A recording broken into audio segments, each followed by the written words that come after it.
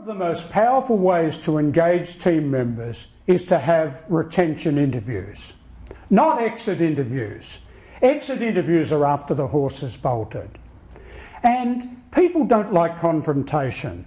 If someone didn't link with you as their leader and they decide to leave the business, if you have an exit interview with them, do you think they'll tell you the truth? Do you think they will say that they didn't connect with you? They thought you sucked as a leader? No way.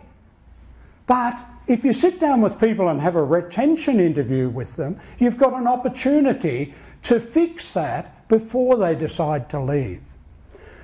I recommend that you sit down, especially with your star performers, and say to them, Mary, you've been one of our top performers here for the past 3 years. What is it that you love about this place?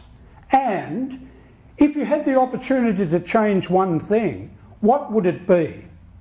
That's a very powerful way to find the things that are annoying people and the things that people think are great about the business and about your leadership.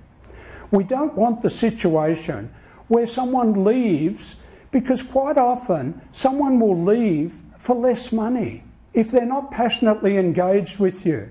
Think about these questions.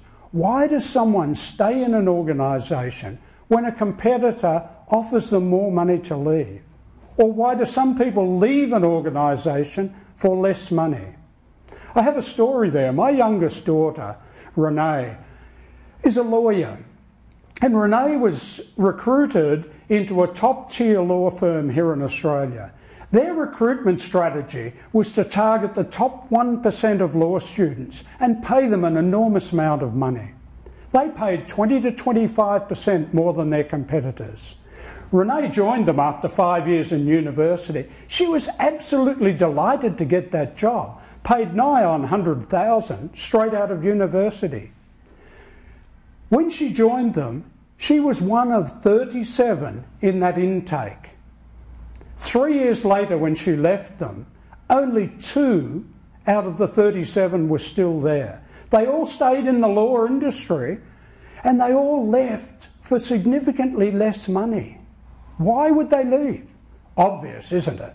They weren't passionately engaged with that business or with their leaders in that business.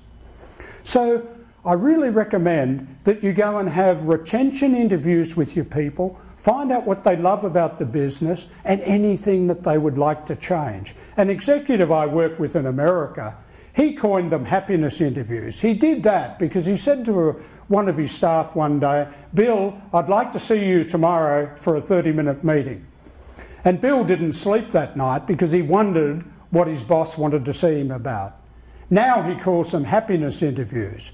He goes up to people and he says, Mary, I'd like to see you tomorrow for 30 minutes. You're one of our top employees and I'd love to know what makes you happy in the role.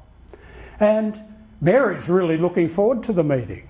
So go forth, have retention interviews with your people, especially your star performers.